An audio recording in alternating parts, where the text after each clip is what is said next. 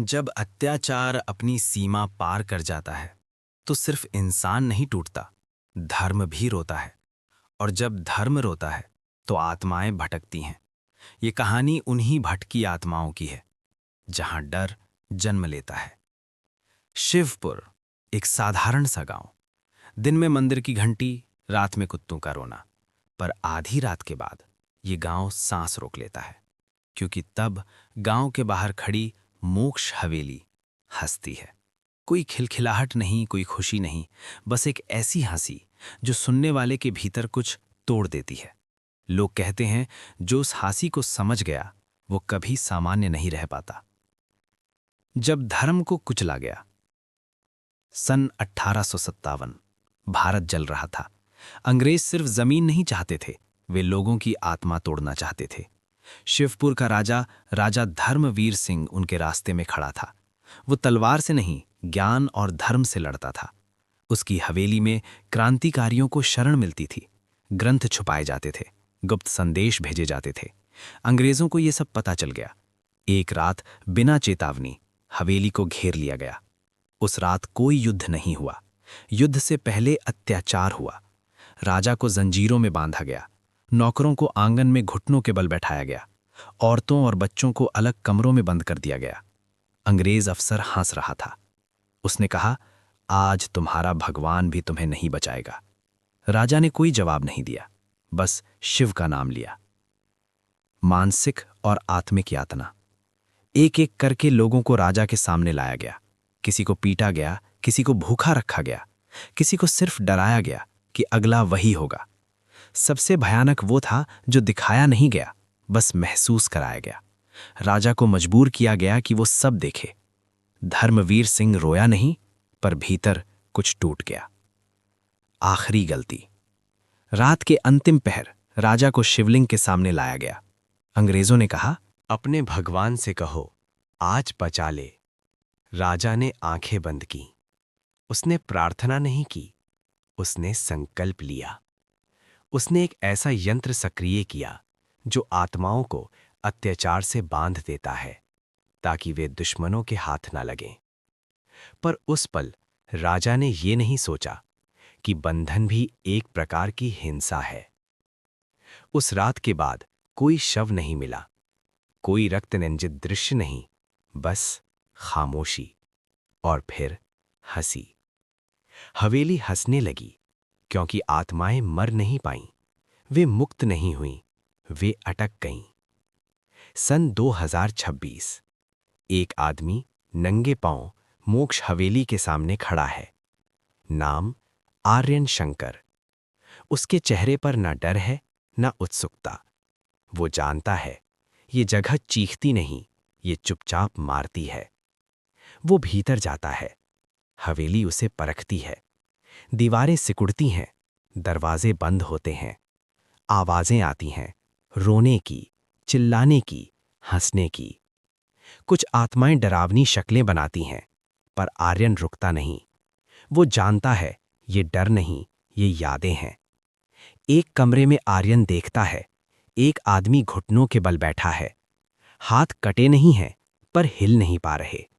वो बोलता है, मैंने कुछ नहीं किया था। दूसरे कमरे में एक औरत बस दीवार घूर रही है। वो ना रोती है, ना बोलती है। उसका दुख शब्दों से आगे जा चुका है।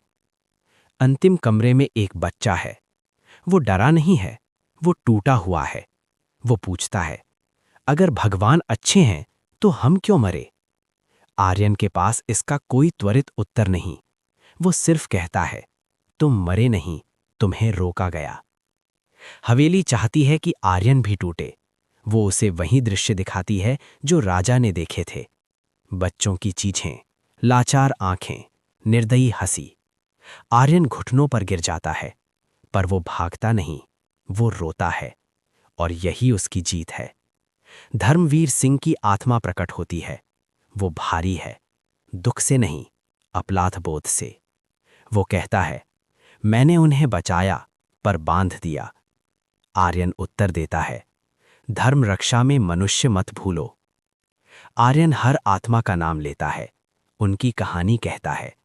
जो सहा गया, जो छीना गया, जो कभी कहा नहीं गया। वो दर्द को छुपाता नहीं, हवेली वो कांप रही स्वीकार थी, कर।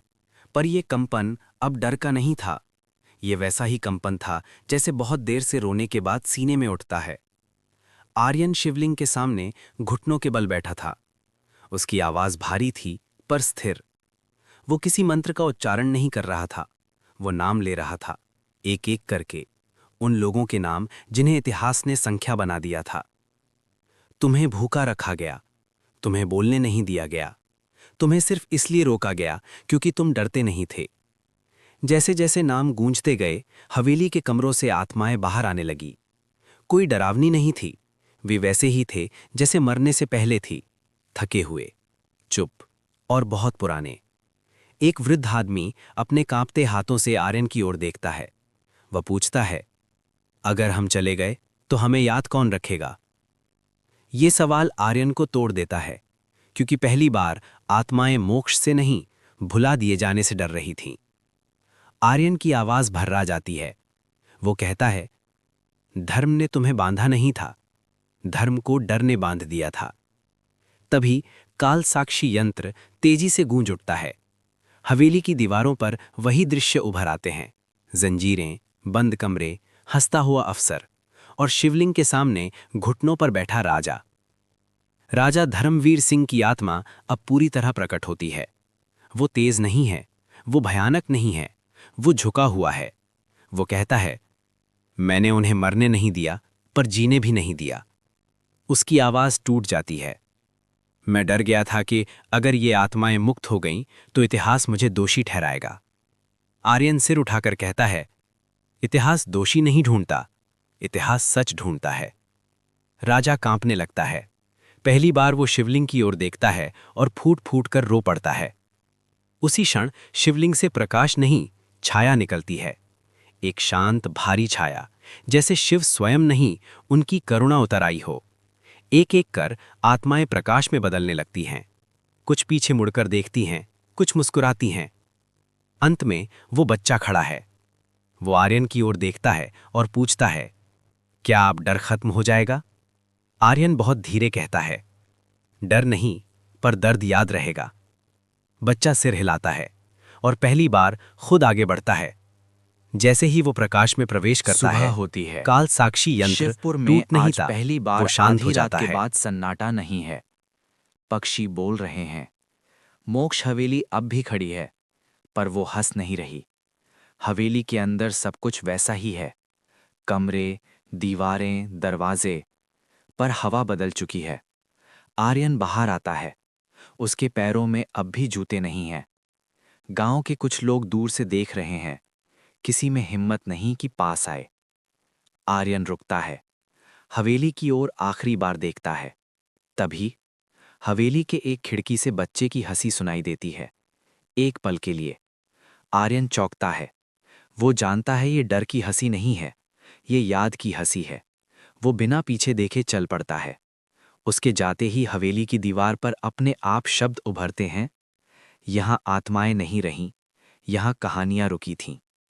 कट टू सालों बाद एक बच्चा स्कूल की किताब में शिवपुर का नाम पढ़ता है। वो पूछता है, सर ये हवेली क्यों बनाई गई थी? शिक्षक थोड़ी देर चुप रहता है, फिर कहता है, ताकि हम भूल ना जाएं कि अत्याचार सिर्फ शरीर नहीं, आत्मा भी तोड़ता है। हवा चलती है और बहुत हल्की आवाज में, ओम नमः शिवाय। धर्म अगर करुणा भूल जाए तो वो भी बंधन बन जाता है। और मोक्ष सिर्फ आत्मा को नहीं, इतिहास को भी चाहिए, क्योंकि जो कहानी सुनी ना जाए वो फिर दोहराई जाती है।